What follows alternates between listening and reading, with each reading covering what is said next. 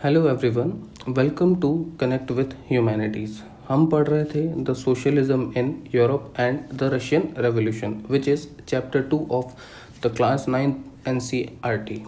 अब तक हमने socialism in Europe, rise of socialism in Russia, Russian revolution of 1905 and the February revolution of 1917 cover किया था। इसी के साथ हमने जो है रशियन रेवोल्यूशन ऑफ 1905 से ले तक द फरवरी रेवोल्यूशन ऑफ 1917 तक के इवेंट्स भी कवर किए थे।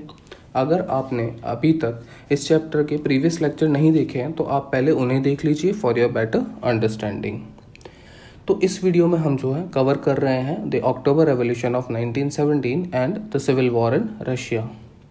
तो अभी तक हमने ऑब्जर्व किया था developments by provincial government under the leadership of Kerensky, as well as जो लेनिन का जो प्लान था टेक ओवर करने का पावर को by forming an Russian revolutionary committee under the leadership of Leon Trotsky.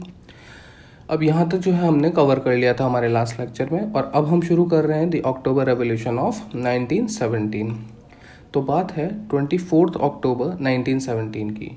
यहाँ जो होता है अपराइजिंग शुरू हो जाती है, और जो प्रोविंशियल गवर्नमेंट के पीएम है केरेंस्की, वो जो है सिटी से छोड़ जाते हैं और यहाँ क्या करते हैं, समन करने जाते हैं किसको, ट्रूप्स को, कि हाँ भाई जो है अपराइजिंग बिगिन हो चुकी है और अभी हम ट्रूप्स की ज़रूरत पड़ेगी।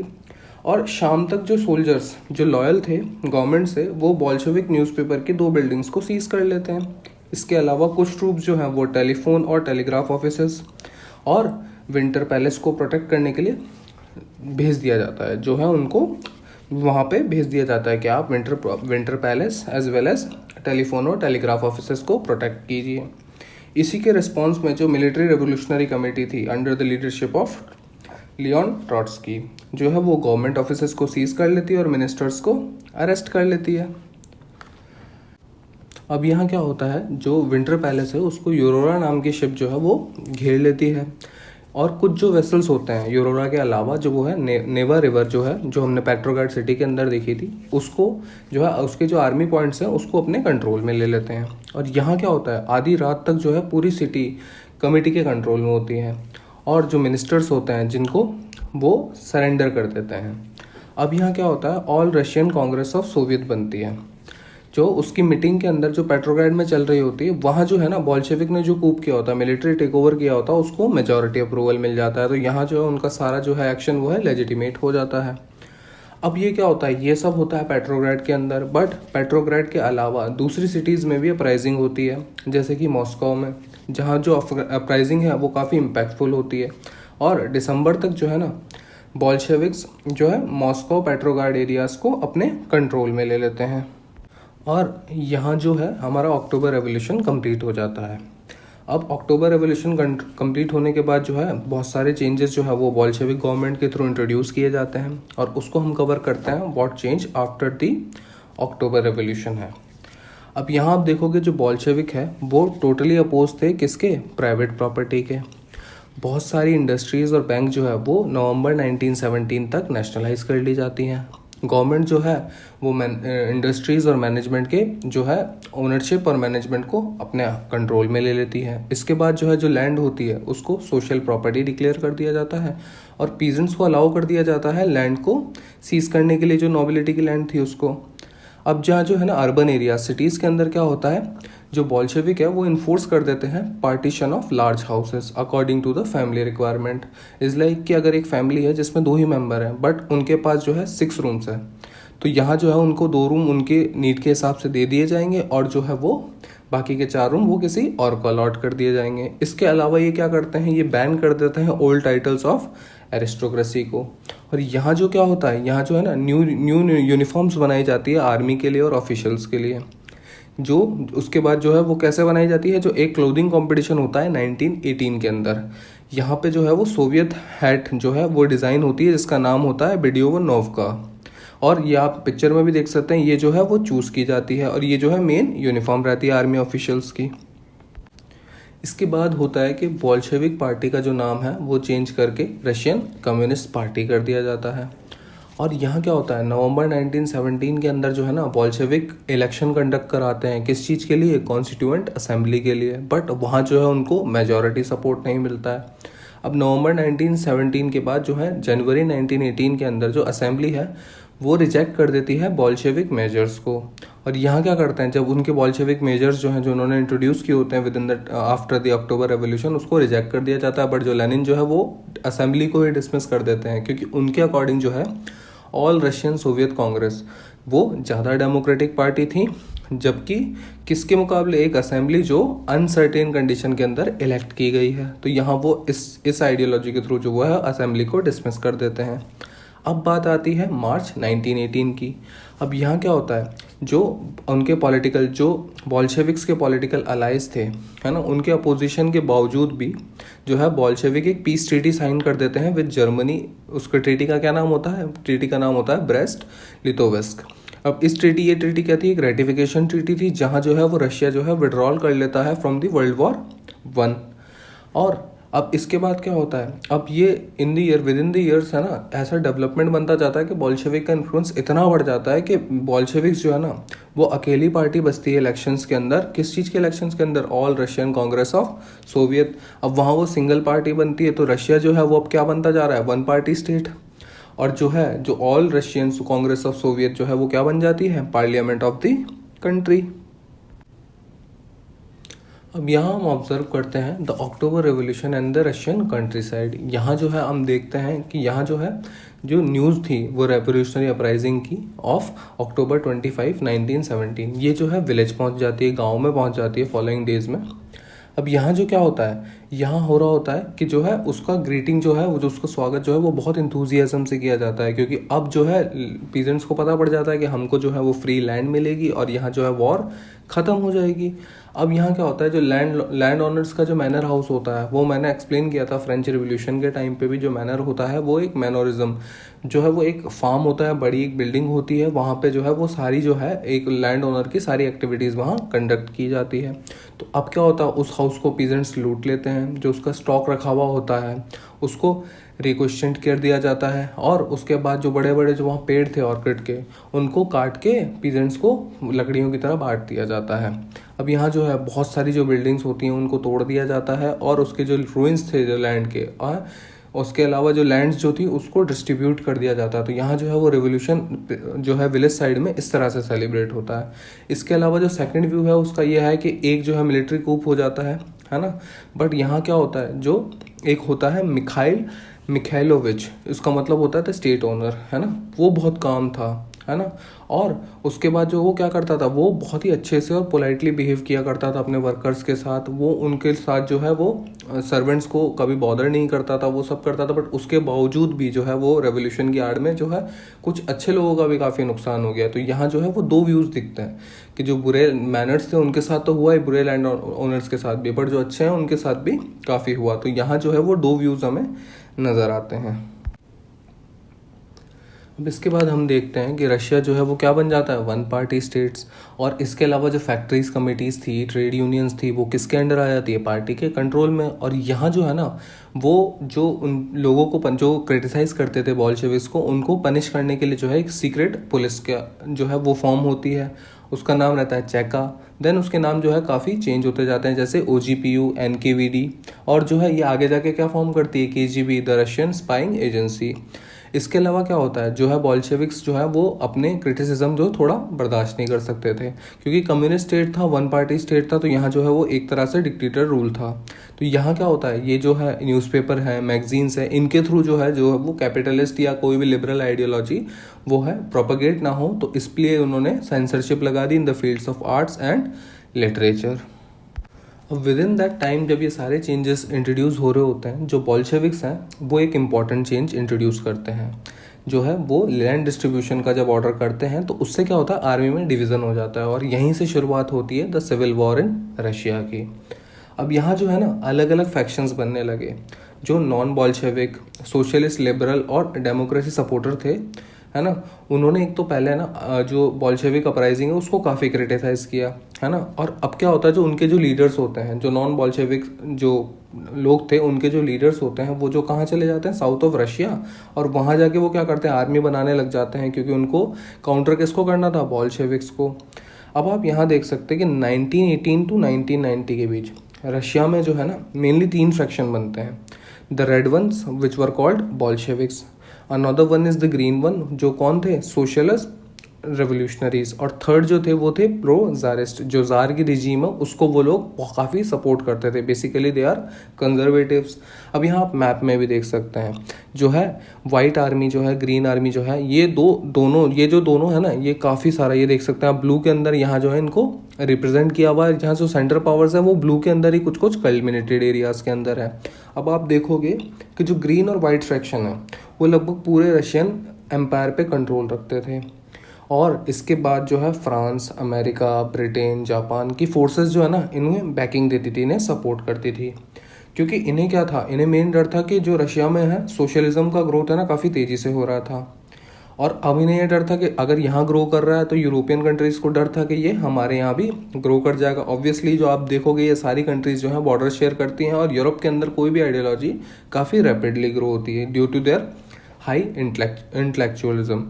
अब यहाँ जो है ना, अब इनको पता था भाई ये सारी जो कंट्रीज़ आप देखोगे, फ्रांस है, ब्रिटेन है ना, जापान है, ये सब क्या है, इम्पीरियलिस्टिक कंट्री है ना। तो अब जो है, और लेनिन का क्या व्यू था, जो imperialism is the highest stage of capitalism, अगर सोशलिज्म यहाँ आ रहा है या कम्युनिज्म यहाँ आ रहा है तो वो किसके क्या होगा, कौन सी आइडियोलॉजी, एंटी इम्पीरियलिस्टिक आइडियोलॉजी होगी।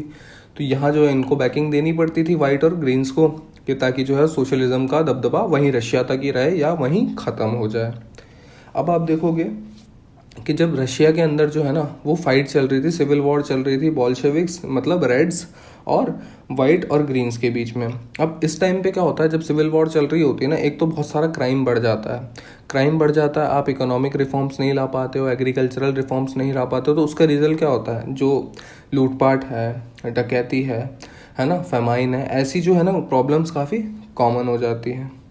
अब आप देख सकते हो यहाँ पर देख सकते हैं हम the central Asia of the October revolution, 2 views. यहाँ जो है एक व्यू जो है वो शेयर किया गया है किसके द्वारा, एम.एन. रॉय के द्वारा। ये कौन थे, इंडियन रेवोल्यूशनरी थे, इंडियन जो है नेशनल स्ट्रगल के अंदर इनका काफ़ी इंपॉर्टेंट रोल है। इसके अलावा जो है मार्क्सिस्ट कम्युनिस्ट पार्टी के जो है ये फाउंडर थे, इस एक प्रोमिनेंट जो है कम्युनिस्ट इंटरनेशनल के लीडर थे इंडिया में, चाइना में और एज वेल एज यूरोप में। अब क्या होता है, जब रशिया में सिविल वॉर चल रही थी ना, ये उस टाइम पे सेंट्रल एशिया में थे, और वहाँ जो है ना ये लिखते हैं about the Russian civil war और द रशियन रेवोल्यूशन। यहाँ लिखते हैं द चेफिशियन was a benevolent old man, है ना। अभी क्या बोलते हैं कि जो वो है वो एक बेनिवलेंट मैन है, ओल्ड मैन है। अब यहाँ किसकी बात हो रही है, स्टालिन जो है, लेनिन की बात हो रही है। अब ये क्या बोलते हैं कि जो रशियन रेवोल्यूशन है इसने जार को जो है वो ओवरथ्रो कर दिया, और किनको, जो जनरल्स थे, जो कौन कर रहे थे, जो होमलैंड ऑफ किर्गिज, जो किर्गिज ट्राइब है उनकी जो होमलैंड पे जिन्होंने कंट्रोल कर रखा था उनको भी हटा दिया। और अब क्या होता है कि अब इस रिवोल्यूशन की वजह से जो किर्गिज लोग हैं वो अपने मास्टर ऑफ देयर होम, यानी उनका अपना खुद का रूल होगा दोबारा से। अब इसके बाद ये इसको क्या प्रेस करते हैं, लॉन्ग लिव द रेवोल्यूशन। अब यहाँ जो है वो बॉल्शेविक आर्मी को जो है वो काफ़ी प्रेस कर रहे हैं। दूसरा जो व्यू है वो एक कजाक लीडर है ना, अलेक्जेंडर बेनिंगसन के द्वारा ये कोट किया गया है। यहाँ जो है वो लिखते हैं कि जो किर्गिज है उन्होंने फर्स्ट रेवोल्यूशन, जो फरवरी रेवोल्यूशन था, उसको इन्होंने काफ़ी इन्जॉय किया, काफ़ी वेलकम किया विद जॉय, क्योंकि यहाँ क्या हो रहा है ना, यहाँ उनको फ्री कर दिया था उनके ऑपरेशन से, जो ज़ारिस्ट रिजीम थी है ना, उससे उनको फ्री कर दिया। उसके बाद उनको एक होप मिली कि अब उनको है ना जल्दी ही ऑटोनॉमी मिल जाएगी। But second revolution, October revolution में क्या होता है, यहाँ जो है वायलेंस बढ़ जाता है, टैक्सेस बढ़ जाते हैं, और यहाँ किसका एस्टैब्लिशमेंट हो जाता है, बॉल्शेविक्स का, जो कि क्या थी, एक डिक्टेटोरियल पावर। अब पहले जो है क्या हो रहा था, वो जार के लोग कंट्रोल कर रहे थे, बट यहाँ के बॉल्शेविक्स भी यूनिटी को जो है रशियन सुप्रीमेसी को पहले अप्लाई करते हैं, तो यहाँ क्या कर रहे थे वो लोग, फिर ऑटोनॉमी नहीं दे रहे थे। तो क्या होता था, जो परचुएट जैसा हालत जो जार ने की वही हालत उनकी बॉल्शेविक आर्मी ने भी की। तो यहाँ आप देख सकते हो अक्टूबर रेवोल्यूशन पे भी हमारे पास दो अलग अलग कॉन्ट्राडिक्टरी व्यूज़ हैं। अब हम वापस आ जाते हैं सिविल वॉर की तरफ, और अब हम देखते हैं कि जो वाइट आर्मी के अंदर प्राइवेट प्रॉपर्टी के सपोर्टर्स थे, उन्होंने काफ़ी हार्श मेजर जो है वो यूज़ किए अगेंस्ट द पीजेंट्स। कौन से पीजेंट्स, जिन्होंने इनकी प्रॉपर्टी को सीज कर लिया था। अब क्या होता है, यहाँ पे जो है वो जो है पीजेंट्स को मारने लग गए, उनके ऊपर काफ़ी सारे जो है अटैक्स हुए। अब इस वजह से क्या हुआ, जो नॉन बॉल्शेविक्स का जो पॉपुलर सपोर्ट था ना वो काफ़ी कम हो गया। और इसके अलावा अब क्या होता है कि जब अब यहाँ पॉपुलर सपोर्ट जो है नॉन बॉल्शेविक्स का कम हो रहा है, तो किसका बढ़ेगा, बॉल्शेविक्स का बढ़ेगा। और यहाँ क्या होता है, जनवरी 1920 आते आते जो बॉल्शेविक्स ने है ना लगभग पूरे रशियन एम्पायर पे कंट्रोल इस्टेब्लिश कर लिया था। अब यहाँ जो है ना, अब क्या करते हैं बॉल्शेविक्स ने ना, जो लोग थे, लोकल लोग थे या नॉन रशियन नेशनलिस्ट थे या जैदिदिस्ट थे, है ना, उन पे क्या, उनसे कॉरपोरेशन में आ जाते हैं ये लोग कि हाँ हम कॉरपोरेटली रूल कर लेंगे, हम जो है एक ऑटोनॉमी आपको जल्द ही दे देंगे, बट आपको हम साथ मिलके रशिया को कंट्रोल कर सकते हैं, चला सकते हैं। और यहाँ तो जो जहाँ पे नॉन रशियन नेशनलिस्ट थे ना या जेडिडिस्ट थे, वहाँ तो कॉरपोरेशन से काम बन गया भाई। बट अब यहाँ क्या हुआ, कॉरपोरेशन है ना, जहाँ खुद रशियन कॉलोनिस्ट जो थे ना, जो रशिया में कॉलोनीज बना के बैठे थे, है ना, वो जो खुद बॉल्शेविक बन गए ना, वहाँ कॉरपोरेशन काम नहीं कर रहा, क्योंकि वहाँ तो वो आप ही के लोग हैं। और अब देखोगे आप तो इसका इम्पैक्ट ऐसे पड़ता है कि सेंट्रल एशिया के में एक जगह थी खीवा। अब वहाँ जो है ना बॉल्शेविक कॉलोनिस्ट ने ना सोशलिज्म को डिफेंड करने के नाम पे ना, जो वहाँ के जो लोकल नेशनलिस्ट थे उनको मारने लग गए। बहुत भयंकर मैसेकेयर हो जाता है। अब इससे क्या होता है, अब यहाँ होगा कि वही सेम, जो अगर आप ज़्यादा वायलेंस यूज़ करोगे तो आपका जो पॉपुलर सपोर्ट है वो धीरे धीरे रिड्यूस होगा, और यहाँ क्या होता है, बॉल्शेविक की इमेजेस पे बहुत ज़्यादा नेगेटिव इम्पैक्ट पड़ता है। अब क्या होता है, उसको कवर करने के लिए जो है ना, यहाँ जो है ना बॉल्शेविक्स जो है, जो जो जितने भी नॉन रशियन नेशनलिस्ट थे उनको जो है पॉलिटिकल ऑटोनॉमी दे देता है कि भाई आप एक काम करो, आप खुद रूल कर लो, बट आप रहो हमारे साथ ही। अब क्या होता है, अब उनको किसके अंडर ले लिया जाता है, यूएसएसआर के अंदर, है ना, the United socialist Soviet of Russia. अब यहाँ क्या करते हैं, जो अब ये क्या था, यूएसएसआर एक स्टेट था जिसको बॉल्शेविक जो है वो रशियन एम्पायर में से बनाया उन्होंने। और कब बनाया था, दिसंबर 1922 के अंदर। अब जो है ना बॉल्शेविक्स यहाँ है ना चीज़ों को कंट्रोल करने के लिए जो है ना, ये जो है नॉन रशियन नेशनलिस्ट का इन्फ्लुएंस बढ़े नहीं, तो यहाँ क्या है, ये जो जो लोकल गवर्नमेंट्स है ना उसको ये लोग फोर्स कर रहे थे। क्या कर रहे थे कि आप जो है ना हार्श डिस्करेज करो, जो है नोमैडिज्म को आप डिस्करेज करो, क्योंकि जहाँ क्या हो कि मिक्स पॉपुलेशन का जो इन्फ्लुएंस है ना उसको हम रेजिस्ट कर सकें, और जो यूएसएसआर का जो यूनिफिकेशन है वो बना रहे। अब जो है यहाँ तक जो आते आते जो है जो सिविल वॉर है वो ख़त्म हो जाती है, और आफ्टर द सिविल वॉर है ना, अब रशिया के अंदर सिचुएशन थोड़ी सी काम रहती है। तो अब क्या है, अब बॉल्शेविक गवर्नमेंट जो है वो रिफॉर्म्स लाने का काम करेगी। वो क्या करेंगे, अपने सोशलिस्ट जो है रेडिकल एम्स को वो रिफॉर्म जो उस पर काम करना शुरू करेंगे, रिफॉर्म्स लाना जो है वो शुरू करते हैं, और यहाँ ये बनाते हैं एक सोशलिस्ट सोसाइटी। अब हम देखते हैं the making of the socialist society. अब क्या किया, जो जब सिविल वॉर चल भी रही थी ना, तब भी बॉल्शेविक्स ने क्या करा, इंडस्ट्रीज और बैंक्स को है ना नेशनलाइज ही रहने दिया। इसके अलावा जो है बॉल्शेविक ने परमिशन दे दी पीजेंट्स को कि उनसी लैंड जो लैंड सोशलाइज कर दी थी उसको कल्टीवेट करने के लिए। अब क्या है, बॉल्शेविक्स क्या किया करते थे, यहाँ है ना कन्फिस्केटेड लैंड को है ना डेमोन्स्ट्रेट करने के लिए यूज़ किया करते थे। कैसे कि हाँ भाई कलेक्टिव वर्क कैसे काम होता है, कि आप जो है वो कैसे एक कम्यून बना सकते हैं, और कैसे उससे जो है प्रॉफिट को इक्वली डिवाइड कर सकते हैं अकॉर्डिंग टू योर वर्क। अब इसके अलावा जो है ना यहाँ जो है वो प्लानिंग इंट्रोड्यूस होती है, the process of centralize planning जो है वो यहाँ इंट्रोड्यूस होती है। और इससे क्या होता है, जब सेंट्रलाइज प्लानिंग आपकी होगी तो आप बेटर सेक्टोरल ग्रोथ जो है, इसके अलावा जो आपको कहाँ ज़्यादा इन्वेस्ट करना है, आपकी कंट्री की डिमांड्स क्या है, आपको एक्सपोर्ट पे काम करना है, किस तरीके से काम करना है, ये सारी चीज़ें जो है वो काफ़ी इंट्रोड्यूस होती हैं यहाँ, और ये सारे रिफॉर्म्स पे काम किया जाता है। और इससे क्या होता है, इकोनॉमिक ग्रोथ ऑफ यूएसएसआर ये बढ़ती है। अब क्या होता है, इसके अलावा जो है यहाँ पे 5 ईयर प्लान्स है, इनको इंट्रोड्यूस किया जाता है। First time in the world बस 5 year plans was introduce in the USSR. इसके अलावा जो है गवर्नमेंट ने है ना जो यहाँ फिक्स कर दी थी सारी प्राइसेस को, ताकि जो है वो इन्फ्लेशन को कंट्रोल किया जा सके, और यहाँ जो है वो इनका प्रोडक्शन बूस्ट हो सके। अब क्या हुआ, जो 2 प्लान थे, फर्स्ट के जो 10 साल तक यहाँ पे जो है प्राइसेस को फिक्स रखा गया। इसके बाद क्या किया इन्होंने, इंडस्ट्रियल प्रोडक्शन को है ना वो 100% बढ़ा दिया in case of oil, coal and steel. और इन तीनों का क्या इंपॉर्टेंट है, आप हर देश की एक इकोनॉमी में देख सकते हैं। अगर आपको ग्लोबल सुपर पावर बनना है तो आपकी इकोनॉमी स्ट्रांग होनी चाहिए, और उसके लिए क्या है, इंडस्ट्रियलाइजेशन लाना पड़ेगा, फेज़ 2 आएगा उसका। अब उसमें क्या चाहिए होगा, आपको ऑयल चाहिए होगा, ठीक है, एनर्जी आपको चाहिए होगी, इसके अलावा जो है नई जो इंडस्ट्रीज़ को स्टैब्लिश करने के लिए आपको स्टील चाहिए होगी। तो यहाँ जो है इनका आउटपुट बढ़ता गया, और वहाँ से इनको जो है वो पैसा आता गया। इसके अलावा जो है नई फैक्ट्रीज बनती गई। अब आप देखो जितना प्रोडक्शन बढ़ेगा है ना, उतनी नई फैक्ट्रीज बनेगी, और नई फैक्ट्रीज पर क्या है, ये लोग रैपिड जो है कंस्ट्रक्शन इंट्रोड्यूस कर रहे थे। अब रैपिड कंस्ट्रक्शन अगर आप इंट्रोड्यूस करोगे तो यहाँ क्या होगा, वर्किंग कंडीशन पुअर ही रहेंगी, क्योंकि आपका मिनिमम वर्किंग आवर्स जैसा कोई भी प्रोविज़न यहाँ नहीं होगा।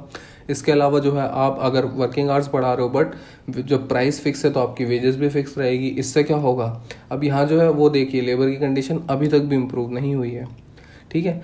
इसके अलावा हम अब देखेंगे यहाँ पे socialist cultivation in a village in Ukraine. अब यहाँ हमने देखा है ना, इसमें हम देखते हैं कि एक कम्यून सेटअप किया जाता है बाय यूजिंग 2 फार्म्स, और इस कम्यून के अंदर 13 फैमिली रहती है, जिसके अंदर टोटल 70 मेंबर्स हैं।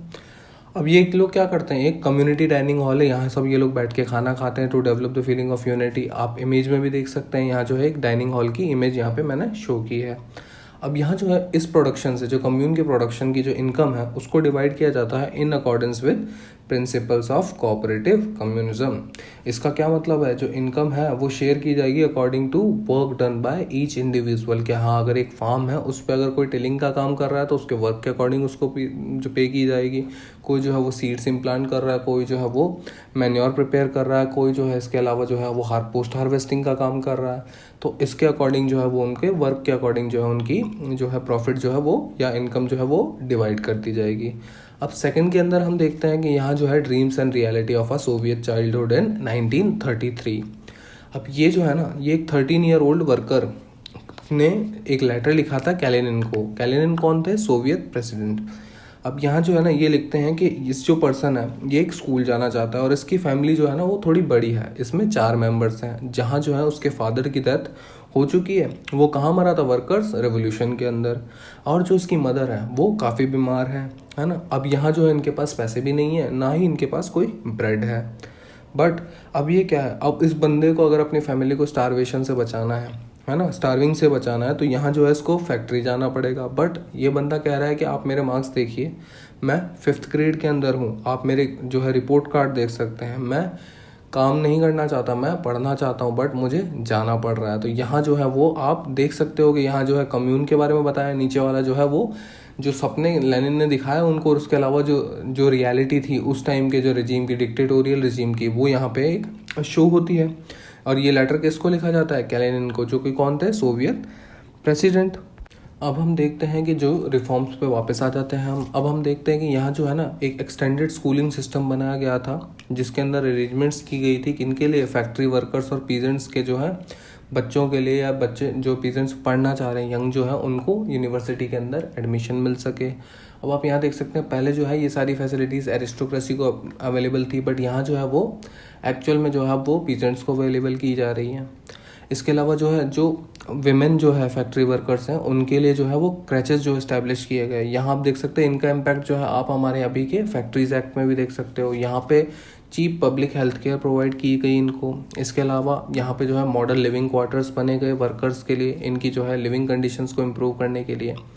अब जो है ना ये इफेक्ट है ना अनइवन था, मतलब जैसे पेट्रोग्राड है वहाँ हो गया होगा, मॉस्को है वहाँ हो गया होगा, बट पूरे रशियन एम्पायर के अंदर जो है जहाँ जहाँ कंट्रोल स्टैब्लिश था वहाँ ये अवेलेबल नहीं था, क्योंकि अभी जो है गवर्नमेंट नई नहीं बनी है, रिसोर्सेज लिमिटेड है। अगर आप एक प्लानिंग के थ्रू इम्प्रूव भी कर रहे हो तो इकोनॉमिक ग्रोथ को जो है वो ग्रो होने में जो है वो काफ़ी टाइम लगता है, और धीरे धीरे जो है वो कंट्री एक जो है ग्रोथ का एक रेट पकड़ती है कि हाँ पॉजिटिविटी की तरफ हम यहाँ जा रहे हैं। तो यहाँ जाके वो अपने जो है गोल्स को, जो एम्स उन्होंने इस्टेब्लिश किए होते हैं, जो पहले इंडस्ट्रियलाइजेशन, उसके बाद डेवलपमेंट, दैन इंफ्रास्ट्रक्चर, ऐसे जो गोल्स वो कंप्लीट करती है। तो यहाँ जो है हमारा सोशलिस्ट सोसाइटी ख़त्म होता है। अभी तक हमने कवर कर लिया है जो है the October revolution of 1917, what happen after the October revolution, है ना। सिविल वॉर हमने कवर किया यहाँ। सिविल वॉर के बाद जो है बॉल्शेविक्स क्या क्या एम जो है गोल या रिफॉर्म्स लेकर आते हैं एक सोशलिस्ट सोसाइटी बनाने के लिए रशियन एम्पायर के अंदर या यूएसएसआर के अंदर।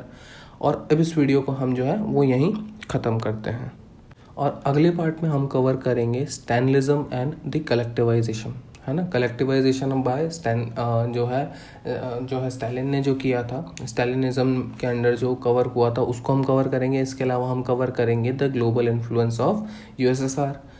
अब जो है आप इसके बाद जो है क्या होता है, क्या चेंज आता है। स्टालिन जो है लेनिन की डेथ हो जाती है 1924 में। उसके बाद जो स्टालिन क्या चेंजेस लेकर आते हैं सोसाइटी के अंदर, जो है क्या क्या अपराइजिंग्स होती हैं, उसके बाद वर्कर्स की क्या कंडीशन रहती है, सोसाइटी कैसी फॉर्म होती है, यूएसएसआर का फ्यूचर क्या बनता है, ग्लोबल इन्फ्लुएंस जो है वो यूएसएसआर का कैसा बनता है after the world war 2, establishment of cold war, जो है ये सब हम अपने नेक्स्ट लेक्चर में कवर करेंगे। And that's it for today guys. अगर आपको हमारा लेक्चर अच्छा लगा तो please like, share and comment. इसके अलावा आप सब्सक्राइब भी कीजिए, है ना। और अगर आप लेनिन के बारे में जानना चाहते हैं या स्टेलिन के बारे में जानना चाहते हैं तो लेनिन के लिए तो हमारा ऑलरेडी एक वीडियो अवेलेबल है, उसका लिंक जो है वो डिस्क्रिप्शन बॉक्स में मेंशन है। और जो है स्टेलिन के लिए वो अगला वीडियो जल्द ही आपके जो है हम अपलोड कर देंगे। और आप चाहें तो हमें इंस्टाग्राम और फेसबुक पे भी फॉलो कर सकते हैं, उसका जो लिंक है वो डिस्क्रिप्शन में मेंशन है। तो मिलते हैं नेक्स्ट वीडियो में, तब तक के लिए thank you very much and don't forget to like share and subscribe.